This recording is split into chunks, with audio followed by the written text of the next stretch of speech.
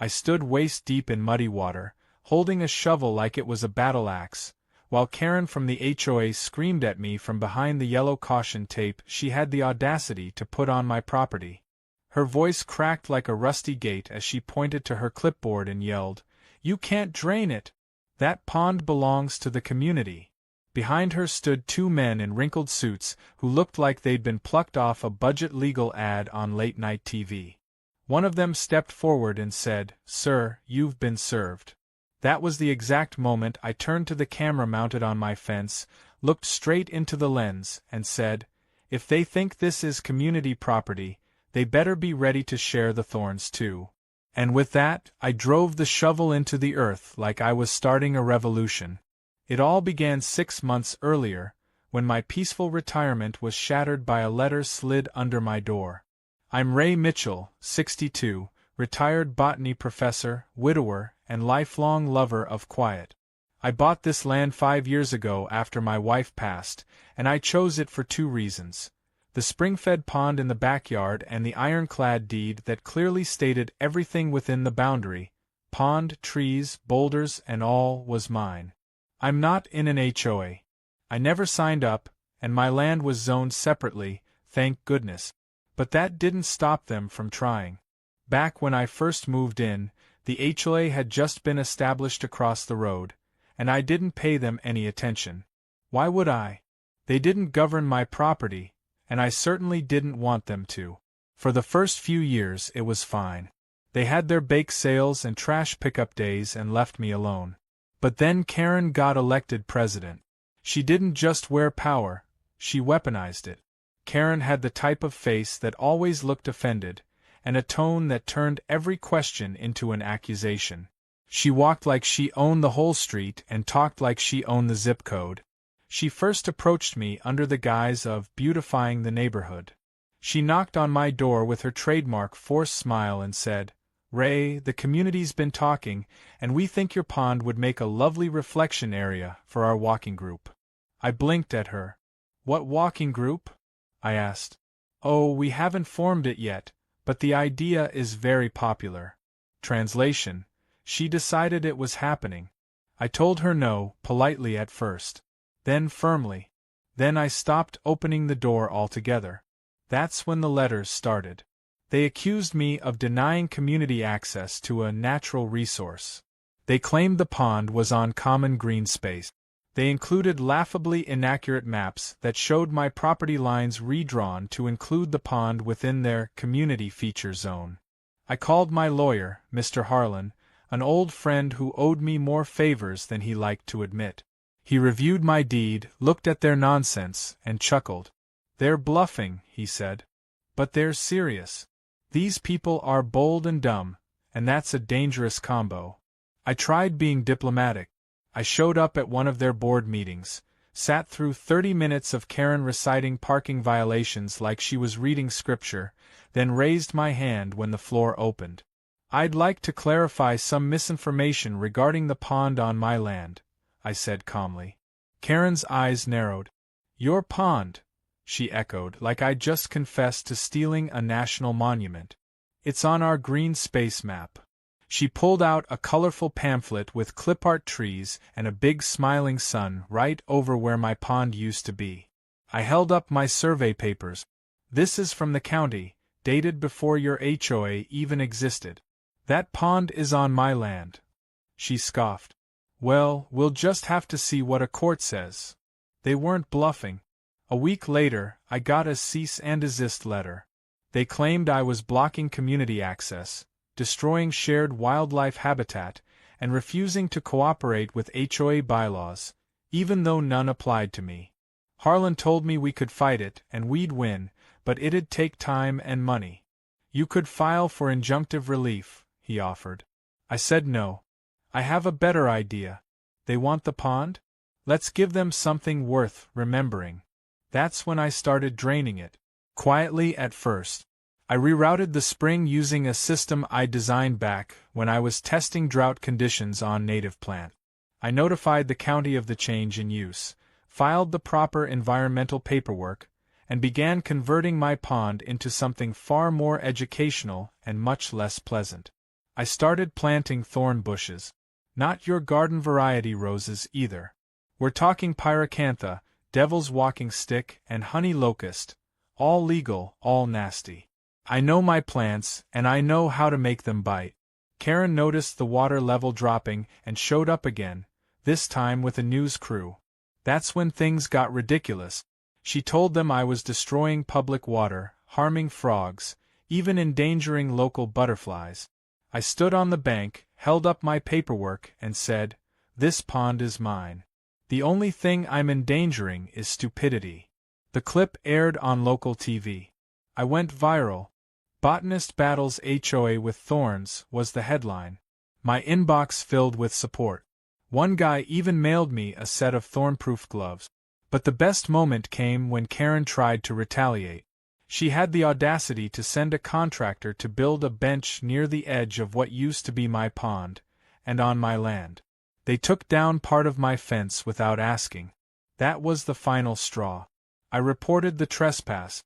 The sheriff came out, saw the tape from my trail cam, and politely told the contractor to pack it up or be arrested. Karen stood there fuming while I nailed the fence boards back up myself. She hissed, "You'll regret this." I looked at the row of thorn sprouts already poking through the mud and said, "You might." Now every morning, I walk outside with my coffee and watch the garden grow. I've got a camera set up to monitor the area. Not for security, but for entertainment. Karen's not done. I know that. But neither am I. They wanted to play dirty with paperwork and fake map.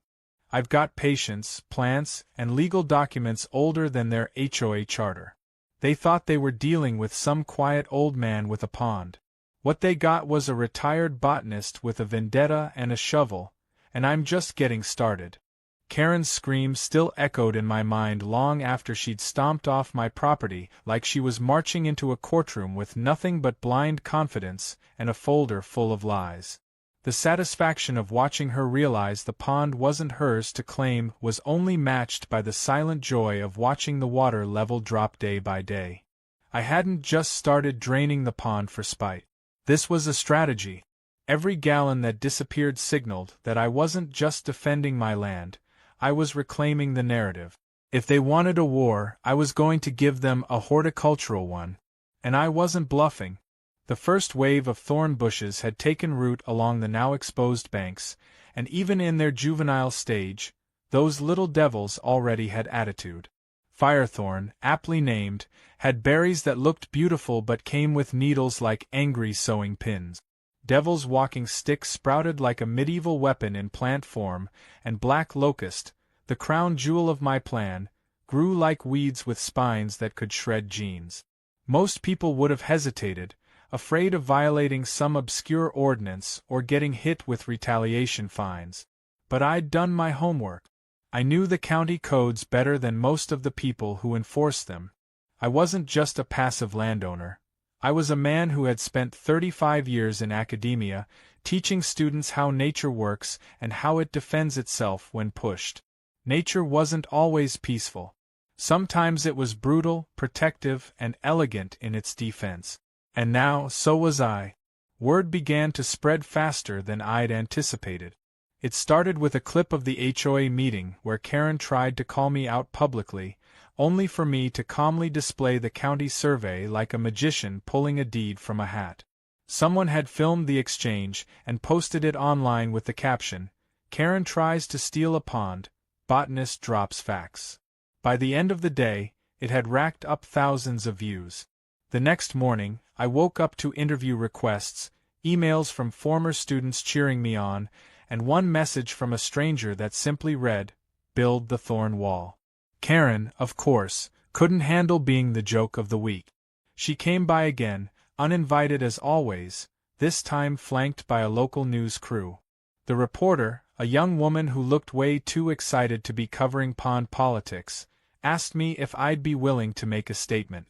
I told her I'd be happy to, as long as I could show them the original property documents, the old aerial photos, and the environmental permits I filed. She agreed. I walked them through it all, every legal step, every measured boundary. Then I pointed to the little sign I had nailed to the oak tree by the old dock. It read, "Not yours. Not ever." They asked Karen for comment. She sputtered through some nonsense about how the community deserved access to natural spaces, and how my refusal to cooperate was damaging neighborly relations. But when asked if she could produce a single legal document proving community ownership, she changed the subject. The footage aired that evening, but what really exploded online was the unedited video a neighbor had taken. It showed Karen slipping on a patch of mud while trying to point out where the property line obviously ends, landing on her rear with a loud splat and a very unpresidential scream. The internet branded her Pond Karen, and for the first time in her reign of passive-aggressive terror, she didn't have control of the narrative. But what she lacked in public perception, she made up for with stubbornness. A few days later, a county code enforcement officer knocked on my door. He was polite, mid-40s, and looked like he wanted to be anywhere else. He told me there had been an anonymous complaint about unlicensed land modifications and water rerouting.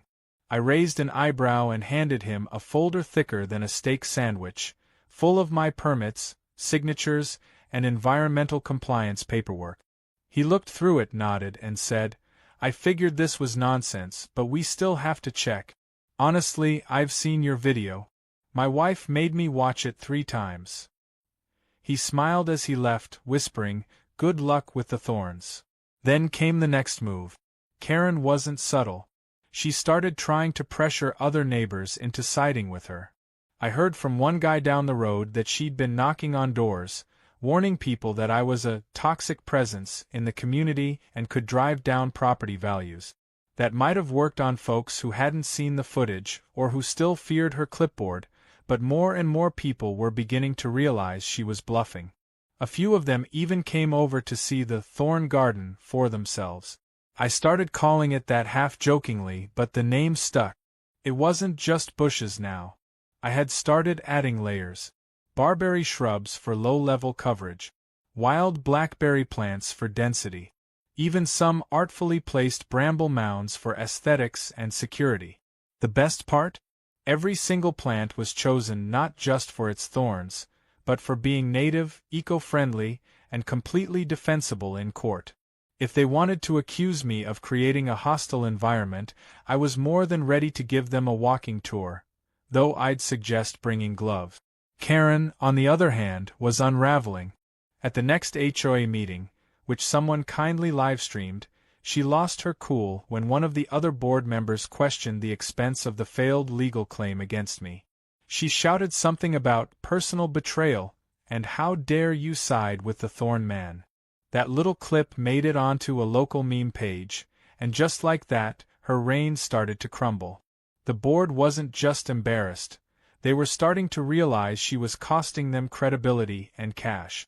But the most unexpected moment came when I caught her trespassing. My trail cams picked it up. It was just after dusk.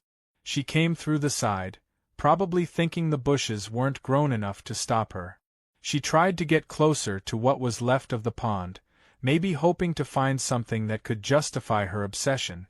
Instead, she stepped into a patch of freshly watered black locust and slipped. The thorns didn't draw blood, but her pride took a beating. She scrambled out, limping, and vanished into the night. The footage was clear. I submitted it to the sheriff's office along with a formal trespass complaint. The sheriff paid her a visit the next day. Nothing dramatic, just a friendly reminder that breaking onto private property, even for someone who runs the HOA, isn't legal. I didn't press charges. I didn't need to. The message had been delivered. After that, things got quieter. For a while. But I knew it wasn't over. People like Karen don't back down, they regroup. She'd be back with another plan, another scheme. I didn't know what it would be, but I knew I'd be ready. My garden wasn't finished growing yet. The thorns were only just beginning. Spring brought with it the kind of bloom only a determined botanist with a grudge could cultivate. What was once a serene pond with chirping frogs and glassy reflections had now transformed into something far more poetic and far less inviting. It was a tangled masterpiece of thorns, vines, and twisted beauty that stretched across the former waterline like a living fortress. Anyone passing by could tell it wasn't just landscaping. It was a declaration. The perimeter was lined with firethorn, its clusters of blood-red berries belying the needles that hid beneath. Barberry formed a natural fence at ankle height, ready to snag the unsuspecting.